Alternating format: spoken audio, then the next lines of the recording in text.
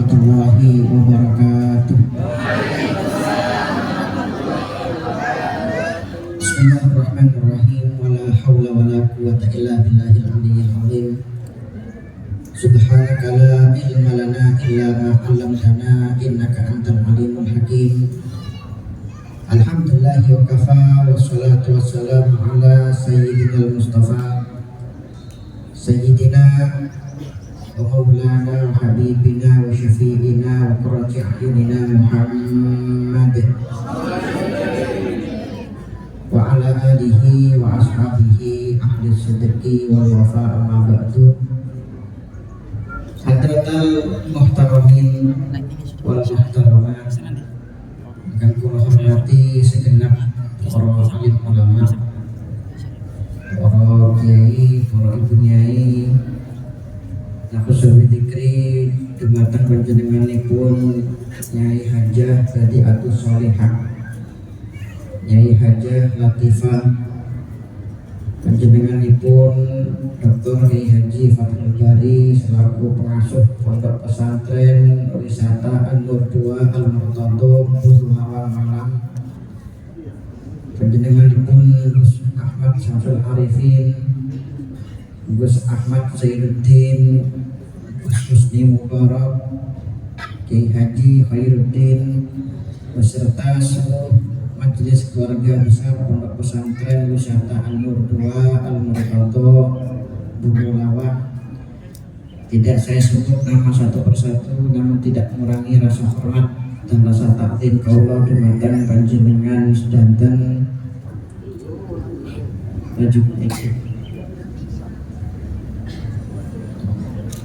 Ya, mudah-mudahan beliau semua senantiasa diberikan panjang umur oleh Allah Subhanahu wa Ta'ala, di dalam kesehatan, di dalam keafiatan, di dalam membimbing kita semua ke jalan yang diridhoi oleh Allah dan dibanggakan oleh baginda Nabi Muhammad. Amin Allahumma.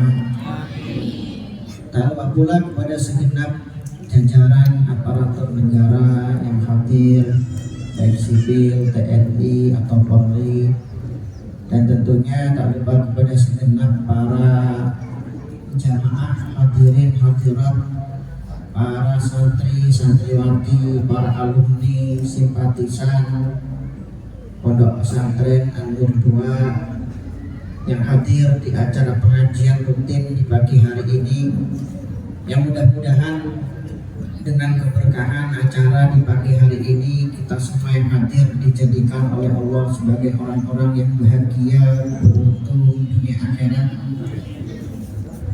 dijadikan oleh Allah sebagai orang-orang yang selamat kabul hajat dunia akhirat.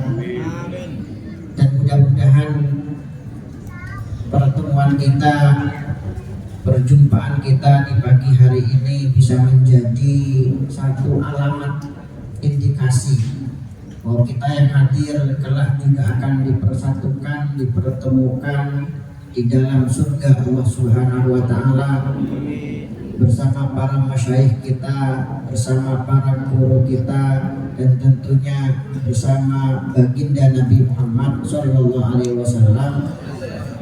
Amin Allahumma.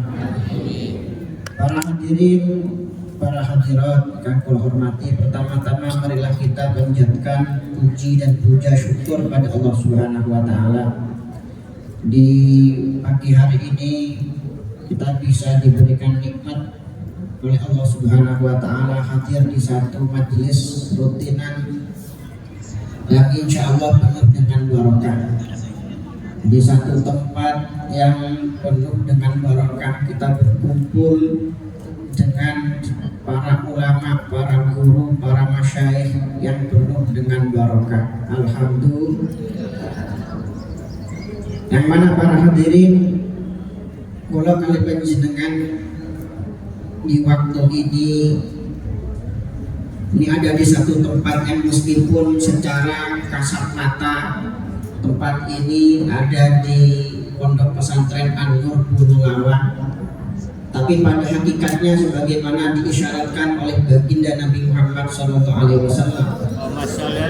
pagi hari ini kita tidak sedang berkumpul di dunia yang fana, tapi kita sedang berkumpul di kepingan surga yang ada di dunia. Karena baginda Nabi menyebutkan tempat manapun yang di situ diadakan hilakul zikri, majelis ilmu, majelis zikir, tempat itu adalah riyadul jannah, taman surga, kebun surga yang ada di dunia. Tempat manapun itu, entah pengajian di wonten masjid, atau mungkin pengajian diadakan di pondok pesantren, atau mungkin pengajian diadakan di sungai, di lapangan, atau mungkin pengajian di pasar. Wonten pengajian di pasar. Wonten apa mboten Bapak? Tapi kan ini bulan Ramadan khususnya di perkotaan mulai banyak pengajian dilaksanakan di mall. Jenengan sumber mall apa mboten? Mall itu toko tapi besar. Kalau yakin jenengan pasti tahu. Ciwik-ciwik ini memang kalau pernah baca buku bapak-bapak, wanita paling menyukai 3 perkara, disingkat menjadi 3 N. Napa mawon? Ngemol, ngomil, ngomel.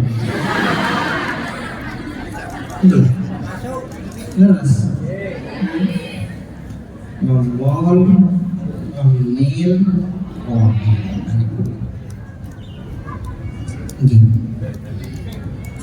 Maka dari itu tugas panjenengan bapak-bapak untuk menghadapi beliau-beliau ini keras terkuat di muka bumi.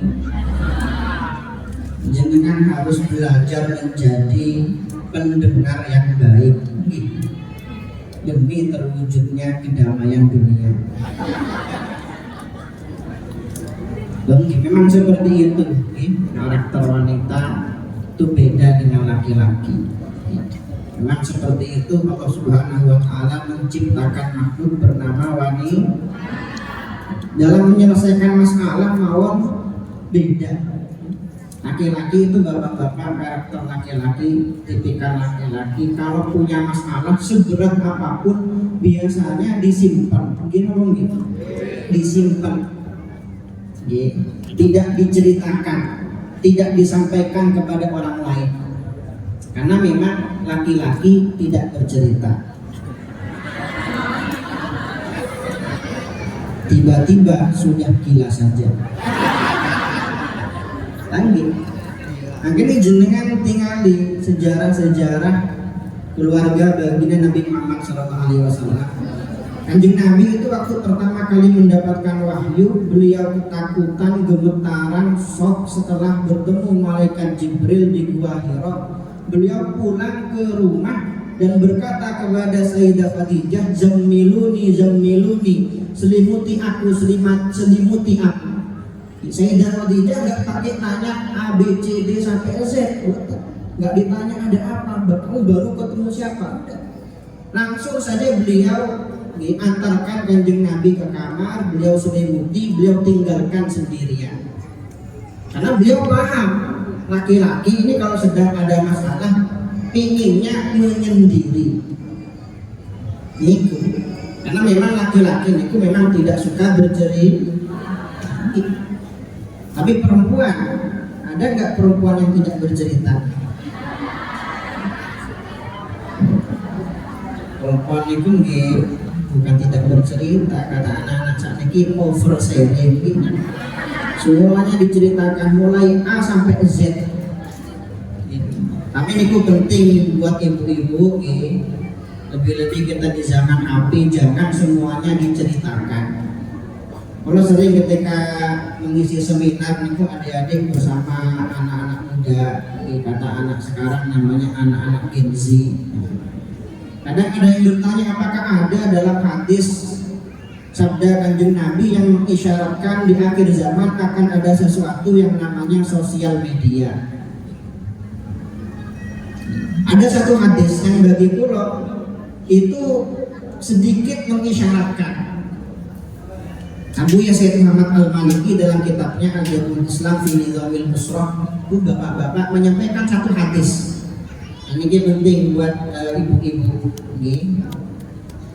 Dawi Kanjeng Nabi, innil abghadul mar'ata, saya tidak menyukai satu perempuan yang mana perempuan ini sifatnya takhruju min baitiha, jika dia keluar rumah tajurru dailaha tashku zawjaha, berkumpul dengan wanita yang lain secara kondangan, pengajian, arisan, apa yang dia lakukan? Tashku zawjaha, curhat suaminya sendiri, berkeluh kesah tentang suaminya sendiri. Itu bapak-bapak jenengan tinggal ibu-ibu, kalau sudah kumpul sesama wanita jenengan jadi objek rasan-rasan. Jenengan kalau suami saya ya Allah udah jelek, hitam, banyak utang, demi Allah menyesal saya menikah dengan dia. Banyak seperti itu saat ini Pak. Bahkan meskipun tidak keluar rumah, dawi Kanjeng Nabi ini makin banyak terjadi. Kenapa? Karena sekarang banyak wanita yang jika punya masalah dengan suaminya, dia nangis, berderai air mata, bukannya dia ambil wudhu, baca zikir, baca sholawat biar hatinya tentram, tenang, tapi dia justru ambil HP. Ngapain ibu-ibu? Buat status Pak. Banyak nih kadang-kadang habis tengkar sama suaminya masih nangis, pajang foto selfie dengan caption, mengapa engkau tidak pernah memahami perasaanku. Sampai kapan aku menderita seperti ini? Gila dong Pak.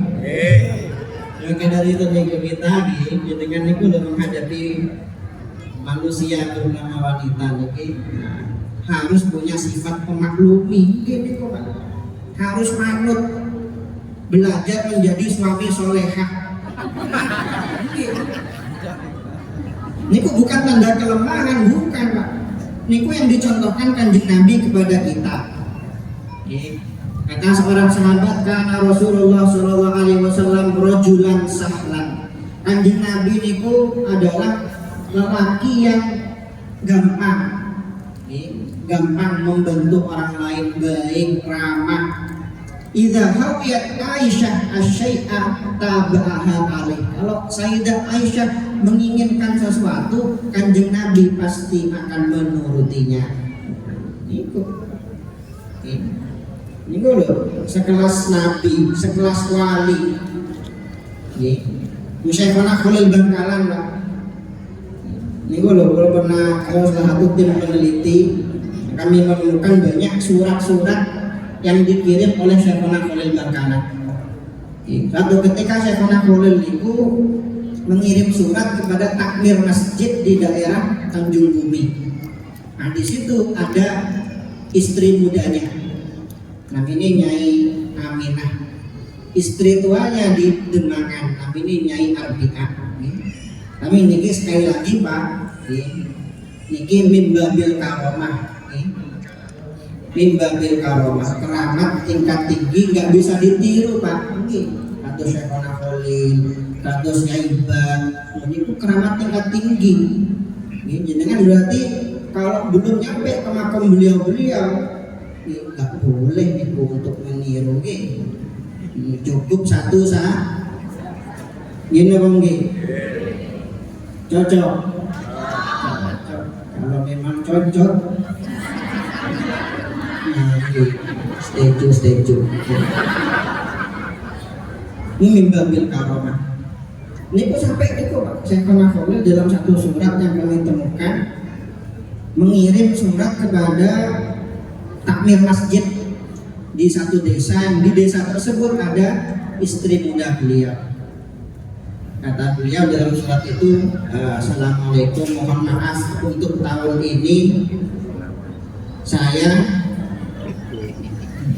belum bisa hadir acara maulid di masjid karena istri tua saya sedang tidak ridho. Seperti itu. Makanya niku penting, kita niku mengikuti jejak para aulia kita, mengikuti jejak para ulama kita. Beliau niku yang menunjukkan kita kepada Allah Subhanahu wa taala. Allahumma sholli ala sayyidina Muhammad.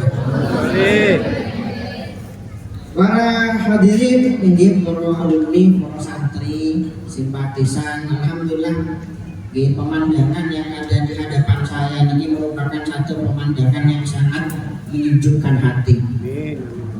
Lebih-lebih kalau saya melihat ke sebelah kanan sini, masya Allah, mbak-mbak santriwati yang kata orang-orang di zaman sekarang spek ya lili.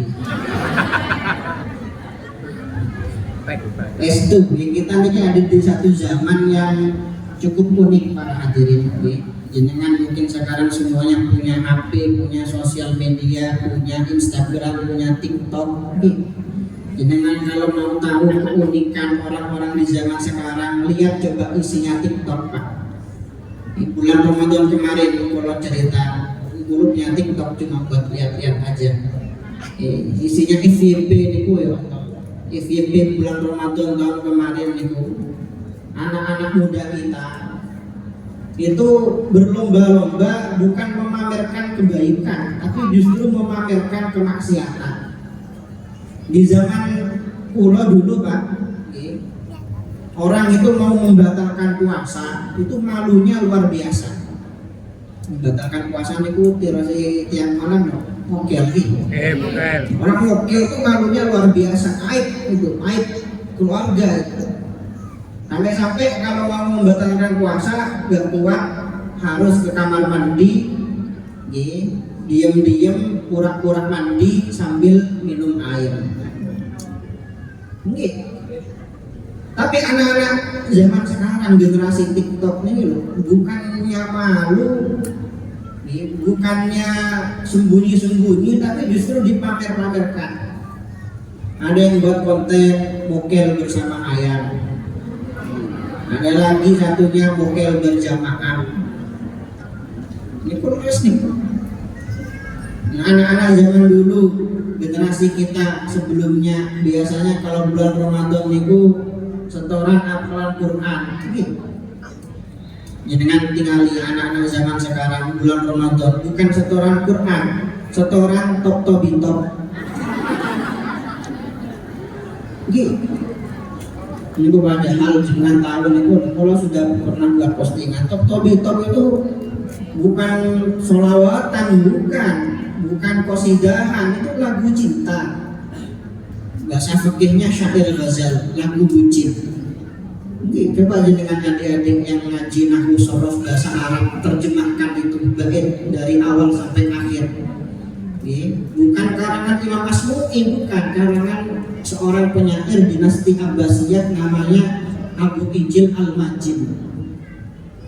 Pernah kalau terjemahkan itu fakam dayamani huzailun uqaiqali, berapa sering aku dibuat mabuk kepayang karena rindu kangen kepada seorang gadis kecil yang seperti rusa kecil. Ghazal, Zobyun itu bahasa Arabnya kijang. Kijang itu bahasa Malaynya apa? Kidang. Nah, jadi orang Arab itu adik-adik jadinya kalau pernah belajar ilmu balaghah mengibaratkan wanita cantik seperti kijang. Mengapa? Karena kijang itu matanya bagus, badannya kurus, ramping, langsing. Niku.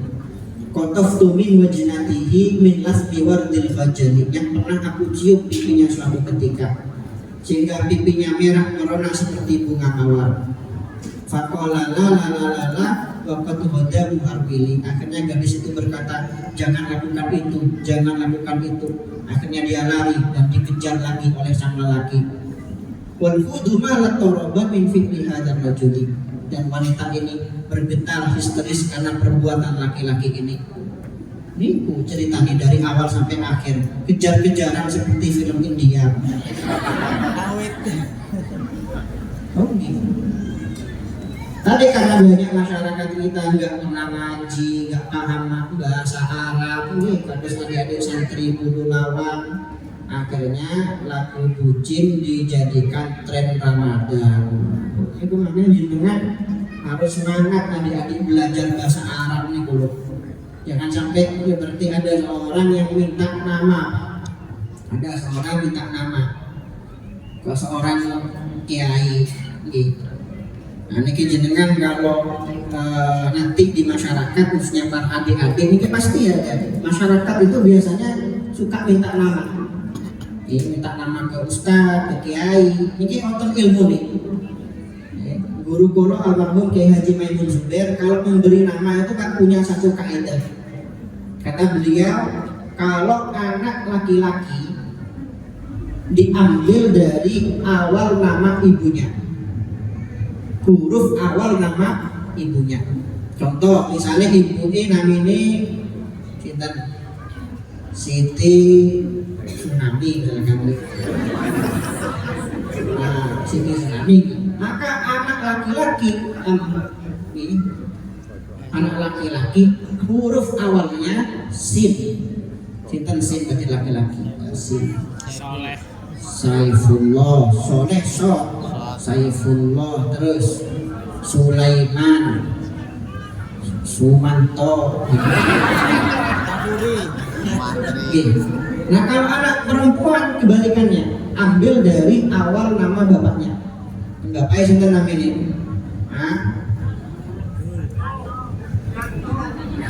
Sumanto.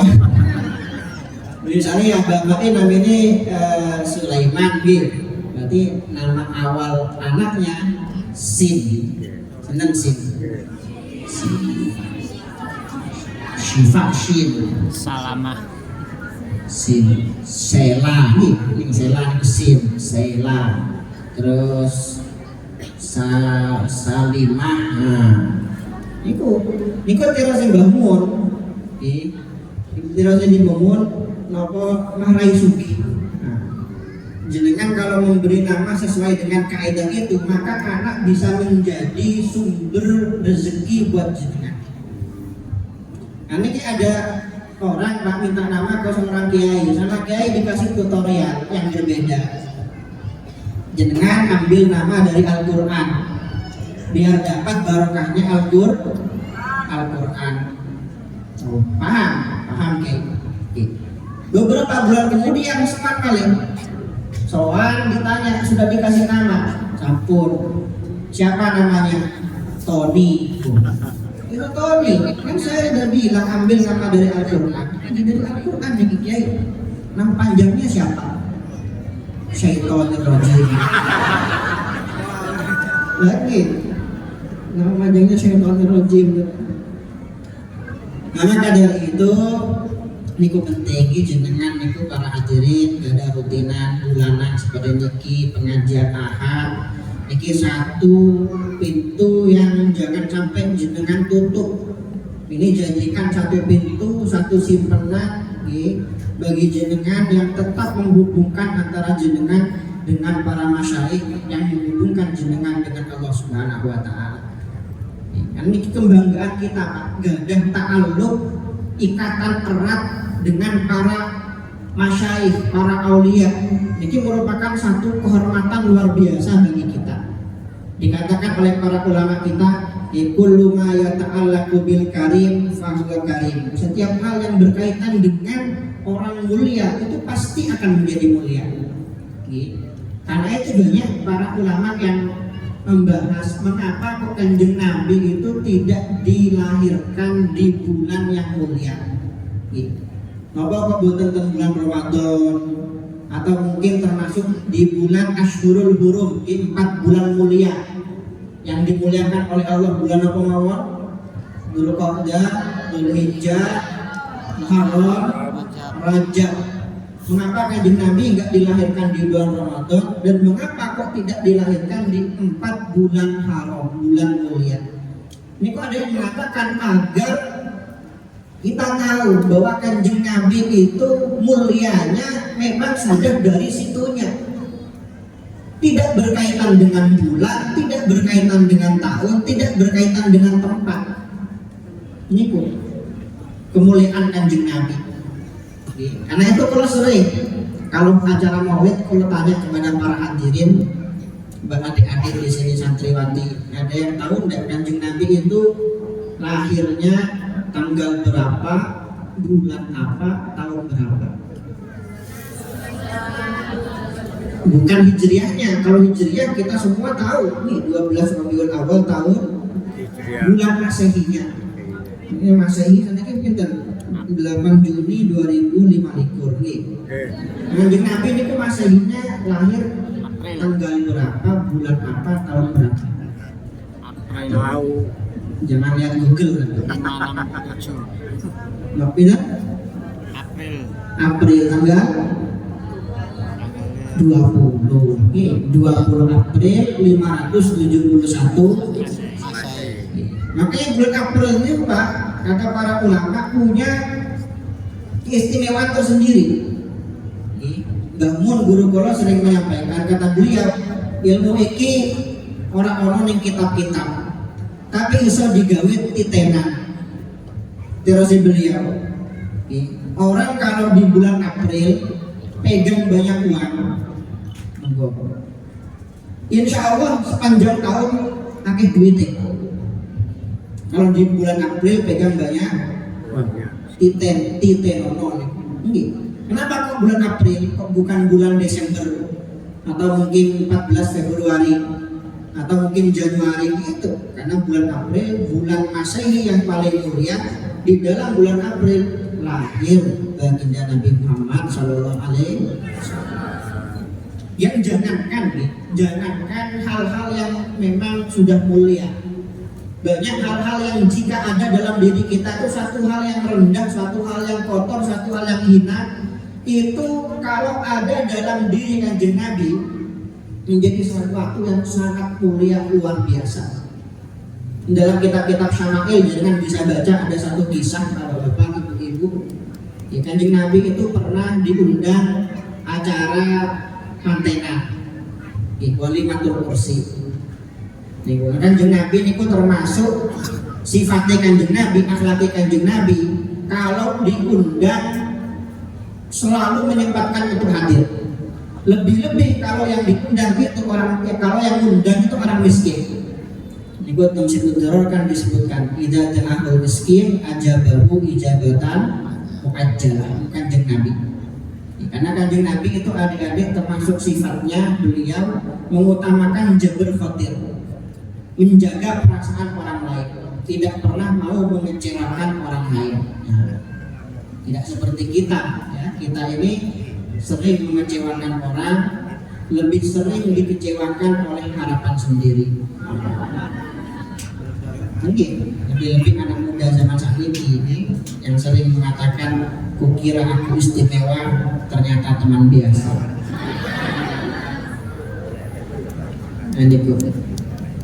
Nah itu Kanjeng Nabi hadir walimah Pak, itu saking perhatiannya Kanjeng Nabi kepada para sahabat, kepada para umatnya, sampai-sampai Kanjeng Nabi itu membantu untuk merias manten. Ini merias manten, ini pun apa namanya misalnya MUA. Saking perhatiannya Kanjeng Nabi kepada para sahabat, sampai dalam urusan merias manten itu Kanjeng Nabi turut andil. Sebenarnya boten kiai yang turut andil dalam merias manten. Nah Kanjeng Nabi kemudian berkata kepada bapak ini, Pak, jenengan punya kokoruroh botol kaca. Kanjeng Nabi. Kanjeng Nabi pinjam botol kaca ini oleh beliau diisi dengan keringat mulia dari Kanjeng Nabi. Beliau berkata kepada tuan rumahnya, ini nanti Pak, isi botol ini gunakan sebagai parfum, sebagai minyak wangi. Ketika acara atau mungkin setelah acara silahkan gunakan sebagai parfum. Masya Allah tabarakallah, ketika digunakan isi botol niki yang adalah keringatnya Kanjeng Nabi ketika hari acara, bahkan berhari-hari setelah acara, berbulan-bulan setelah acara, bau wanginya itu menyebar ke seluruh penjuru Madinah. Sampai rumah itu dijuluki oleh para penduduk Madinah sebagai Baitul Mutayyabin, rumahnya orang-orang wangi. Barokai keringatnya Kanjeng Nabi. Tapi niki bapak-bapak, ibu-ibu, boten sakit ditiru. Ya. Mungkin jenengan gak ada ide eksperimen. Kanjeng Nabi ternyata pernah ngasih kado keringat. Jenengan nyoba terus nih. Botol diisi keringatin jenengan. Niku jadi apa kira-kira itu? Minyak wangi atau racun tikus? Nah niku nih. Kita nih bapak-bapak ya adik-adik, keringat ini keringat. Keringat itu apa bahasa Jawanya Pak?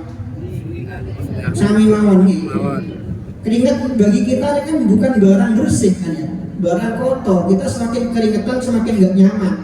Jenengan adik-adik semakin keringetan, semakin wangi atau semakin kecut?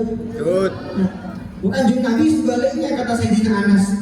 Masyaallah tutiban wala ikram. Aku tidak pernah mencium wangian, minyak wangi, parfum atyaba min arakin Nabi Muhammad sallallahu alaihi wasallam. Yang lebih wangi daripada keringat Kanjeng Nabi Muhammad sallallahu alaihi wasallam. Ini tadi, kullu ma yata'allaqu bil karim fahuwa karim. Setiap hal yang berkaitan dengan orang mulia pasti akan menjadi mulia. Maka dari itu, monggo bapak-bapak, ibu-ibu, insyaallah kita ada ta'alluq, ada mahabbah kepada orang-orang alim, kepada para masyayikh, kepada Yai Badruddin dan para masyayikh An-Nur Guru Lawang. Ini merupakan satu nikmat yang sangat luar biasa dari Allah Subhanahu wa taala. Nah, kita di zaman saat ini bapak-bapak, ibu-ibu, yang jenengan kalau melihat isi sosial media, ya Allah, seakan-akan kita ini kehilangan jati diri kita sebagai seorang yang sangat menghormati para ulama. Jenengan nanti kita tinggal di sini HP nih, seakan-akan para sesepuh, para masyayikh nih, para ulama nggak ada harga dirinya bagi mereka.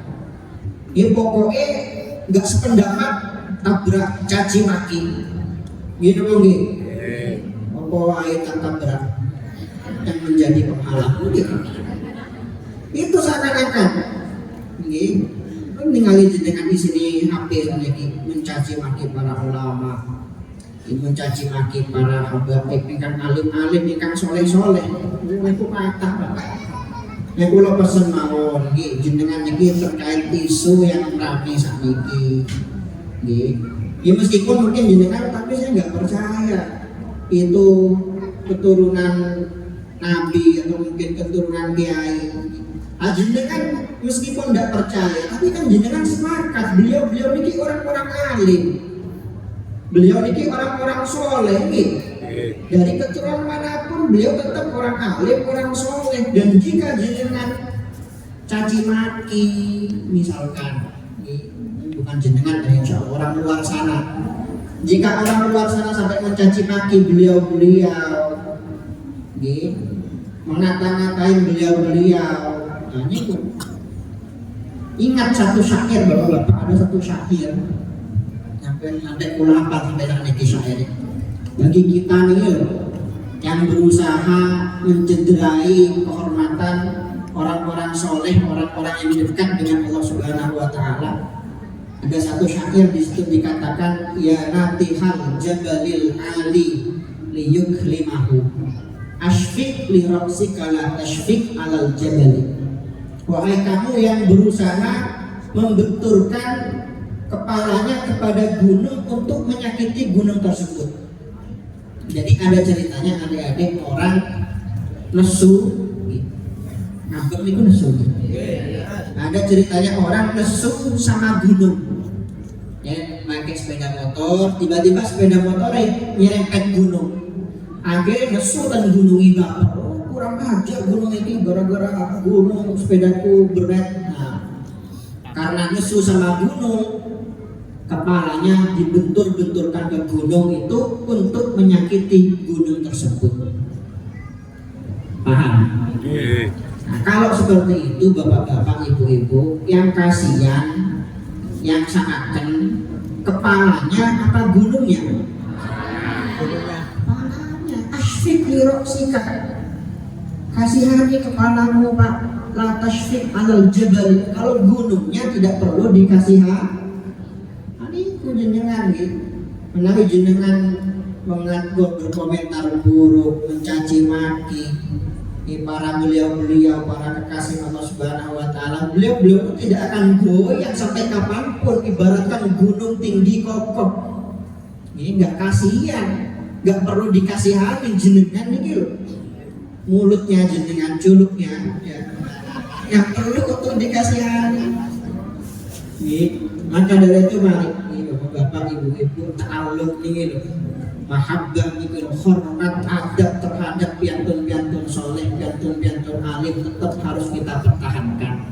Menjadikan ningali kisah orang-orang hebat sepanjang masa di seluruh dunia, itu dibalik mereka pasti ada adab hormat terhadap orang-orang yang dekat pada Allah Subhanahu wa taala. Itu banyak ceritanya Bapak Ibu-ibu. Kalau ada guru Mbah Mun di Haji Maimun Zubair, sepuh Pak, mungkin usia itu sudah 70 tahun. Mbah Mun itu wafat usianya langkung 1000 bulan. Mbah Mun ini kok beliau sudah sepuh, adik-adik sudah sepuh, umur 70 tahun, 75 tahun. Kalau ada kiai sewanten beliau, meskipun itu kiai kampung, itu kalau sudah sowan selesai diantar Pak dari rumah beliau ke jalan raya untuk di stopin bis. Jangan nanti sewaktu dalami beliau, ini kan rumah beliau ke jalan raya kan lumayan jauh nih.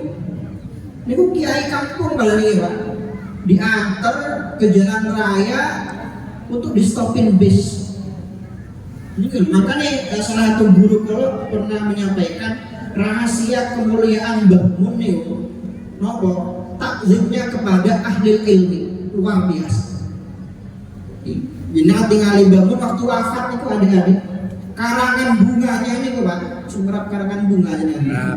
Itu sampai mungkin 4 km dari sarang sampai Pondok 4 km. Saking banyaknya karangan bunga itu bukan hanya dari para ulama, bukan hanya dari para pejabat, ada yang dari pendeta ini, pendeta itu, dari semua kalangan. Ini kubarkan takzimnya kan ahli ilmi, yang dekat pada Allah Subhanahu wa taala.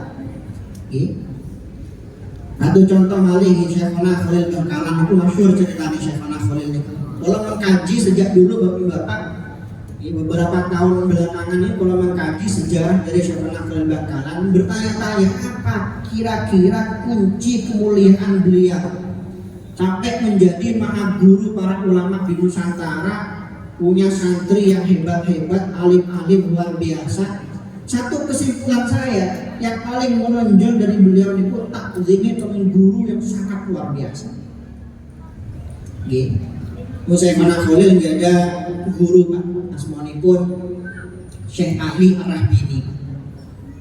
Beliau ini kakek dari Syekh Ali Ar-Rahbini yang wafat dan Gondang Legi. Semerap buatan jenengan dan Gondang Legi ini wonten Syekh Ali bin Muhammad bin Ali Ar-Rahbini. Guru ini pun Syekhona Khalil Bangkalan. Kalau kebetulan saking ibu, napa jalure teng Syekh Ali Ar-Rahbini. Aniku beliau dulu Syekh Ali Ar-Rahbini niku ketika sudah sepuh matanya buta. Nah ketika matanya buta, Syekhona Khalil niku setiap malam memilih untuk tidur di pintu musola gurunya. Karena apa? Karena beliau tahu setiap malam di sepertiga malam adik-adik gurunya ini sholat tahajud di musolanya, di mihrab musolanya. Akhirnya beliau tidur di depan pintu dengan harapan apa? Kalau gurunya pergi ke musola bangun malam, gurunya akan menginjak beliau akan bangun dan akan mengantarkan gurunya ini ke pengimaman musolanya. Ini sakit takzimnya guru ini. Makanya beliau ini gak ada santri-santri, murid-murid yang takzimnya kepada beliau Masya Allah sangat luar biasa aja. Kata anak-anak Gen Z di luar Nurul. Kalau gak ada Mbah Bapak, Mbah Kulon itu namanya Kiai Yasin. Kiai Yasin niki menikah dengan putri dari Syekhona Khalil, Nyai Asma binti Syekhona Khalil. Kiai Yasin santri nih Syekhona Khalil dinikahkan dengan ningnya sendiri. Nyai Asma binti Syekhona Khalil. Niku meskipun sudah bertahun-tahun Pak, bertahun-tahun menikah, sudah sepuh, sama-sama sepuh. Kiai Yasin dan Nyai Asma sama-sama sepuh. Niki Kiai Yasin tetap menganggap istrinya ini sebagai putri gurunya. Takzimnya luar biasa. Nawan itu kalau bahasa Maduranya abasa nawan. Kromo Inggil tetap pakai bahasa Kromo Inggil, boso, Inggil, Monggone, tetap panggil nih istrinya. Sampai kalau naik becak, tiba-tiba ada istrinya di depan sana, langsung turun. Begitu. Saking takzimnya dan putrinya itu luar biasa. Karena yang cerita masyhur itu adik-adik juga tentang santri beliau, kita mendengar kisah ini. Syekhona Khalil itu gak ada santri saking Magelang. Kisah masyhur sekali. Namanya ini Nanap Jawa Tengah, santri yang miskin, bapak-bapak yang sampai kalau nopo niku cuci baju karena cuma punya satu baju, satu sarung. Sampai kalau nyuci baju harus berendam di sungai karena nggak punya baju yang lain. Kalau ngaji hatam kitab Fathul Qorib dijual biar bisa beli kitab yang lain, begitu seterusnya. Nah karena nggak dikirim sama orang tua, nggak disangoni, akhirnya untuk bekal mondok ketika liburan beliau memilih untuk bekerja di sawah orang, bantu panen, jerep istilah ini. Nah, hasil kerja selama berbulan-bulan dapat beras 2 karung. Alhamdulillah diniati sebagai bekal mondok ya bisa selama 1 tahun 2 tahun. Ternyata sampai di Bangkalan sudah ditunggu oleh Kiai Khalil dan ditanya bahwa apa kamu? Beras Kiai 2 karung. Apa kata beliau? Alhamdulillah kebetulan pitik-pitikku lagi lapar semua. Dirampas nih Pak beras 2 karung, dikasih ke ayam-ayam beliau ludes seketika. Hasil jerih payah selama berbulan-bulan. Coba jenengan kalau digituin sama kiainya, kira-kira begitu reaksinya. Orang Madura ya cengcarok orang. Tapi ini kita tetap hormat pasti yakin guruku ini pasti ada hikmah. Pasti ada hikmahnya. Kata beliau Syekhona Khalil, berasmu tak ganti yo. Dikiranya mau diganti uang, ternyata enggak, tak ganti godong paci. Godong paci ini bu daun kudu, kata orang Madura, mengkudu. Sumber mengkudu ada. Coba sehari-hari disuruh makan daun mengkudu, jenengan kira-kira kuat mondok berapa tahun? 1 jam langsung boyong, insya Allah. Ini kiki santri bernama Manap niki mondok Bangkalan, bukan 1 tahun, bukan 2 tahun, bukan 10 tahun, mondok sekitar 27 tahun. Boyong saking Bangkalan pindah ke Tebu Ireng dan Kiai Hasyim Asy'ari, kakak kelasnya di Bangkalan. Akhirnya boyong dari Tebu Ireng menikah usianya lebih dari 50 tahun. Pindah ke Kediri, buka pondok pesantren berikut. Nah itulah kisah dari Kiai Manap, atau yang lebih kita kenal dengan nama hajinya Kiai Haji Abdul Karim, pendiri pondok pesantren Lirboyo. Yang sekarang Lirboyo itu dengan Sumerap, menurut data terakhir santrinya hanya sekitar 50.000 saja. Mungkin ini barokah nih Pak, nyata nih Bu. Ini Mbah Hasyim dalam kitabnya Adabul Alim wal Muta'allim menyampaikan alladzi la yaqtaqid jalalata ustadihi la yuflih. Ada orang santri kok tidak menganggap gurunya sebagai orang mulia, memandang gurunya dengan pandangan yang biasa-biasa saja, la yuflih. Santri ini nggak akan beruntung dalam kehidupannya dunia akhirat. Maka dari itu para hadirin, mari ta'alluq niki, mahabbah niki, irtibat niki dengan para masyayikh, dengan para kiai, dengan para aulia harus kita pertahankan. Mudah-mudahan menjadi satu pintu yang selalu menghubungkan kita dengan baginda Nabi Muhammad SAW dan menghubungkan kita dengan Allah Subhanahu Wa Taala. Amin Allahumma amin.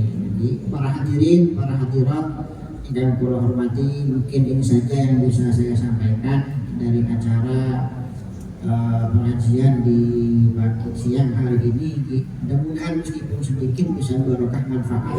Allahumma amin. Terakhir, biasanya terpundi-pundi ini Pak bawa oleh-oleh. Oleh-olehnya bukan uang, bukan bingkisan, bukan amal-amalan. Ibu menawa jenengan kerso mengamalkan ilmu, tidak ada unsur paksaan. Nonton sholawat Pak. Ini jarang-jarang kalau nyepil sholawat lagi. Sholawat, nah ini pun sholawat umariyah. Amalan saking Syekhona Khalil Bakalan untuk mengabulkan segala hajat. Ibu mau jenengan kerso mengamalkan monggo. Niki sholawat bisa jenengan menjadikan tirakat riyadhah 313 kali setiap malam Jumat. Kliwon, oke, setiap malam Jumat. Atau kalau jenengan tidak bisa baca ketika jenengan ada persoalan, problem. Apa Pak? Problem jenengan biasanya utang akeh, cicilan, terus kalau istri ngomel-ngomel. Nah, ini jenengan baca. Ketika ada setiap permasalahan jenengan baca. Nah, sholawat nih, kita. Ya sahibi inda kurbati, wa ya wayafi inda syiddati, wa sholli wa sallim ala sayyidina Muhammadin wa ala alihi wa sahbihi wa ja'alli min amri. Bayangkan permasalahannya apa? Dan permasalahan itu biasanya adik-adik ditinggal nikah, permasalahan urusan utang, urusan jodoh, urusan rezeki. Bayangkan problemnya apa? Sudah, langsung lanjut farajan wa makhrajan. Nah, farajan wa makhrajan. Ini ada dengan jenengan mau Fatihah ini kagem Syekhona Khalil Bakalan. Nah, terus baca nih. Coba kita baca bareng-bareng mungkin yang sangat barokah.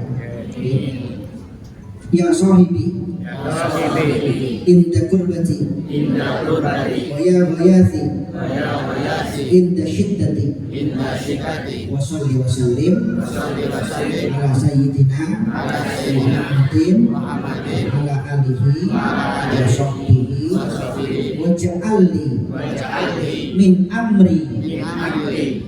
Bayangkan bahwa permasalahan ini problemnya apa, terus lanjut farajan wa makhrajan.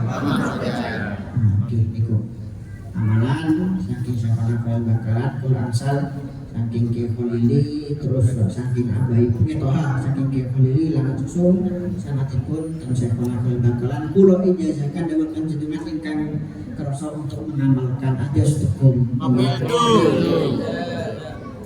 Ya, sekian yang perlu sampaikan. Mengapunten melakukan salah-salah dalam tutur kata, dalam sikap, dalam tingkah laku yang kurang para masyayikh, para kiai, para bukai, para ulama. Wallahul muwaffiq ila aqwamit thoriq. Wassalamualaikum warahmatullahi wabarakatuh. Waalaikumsalam.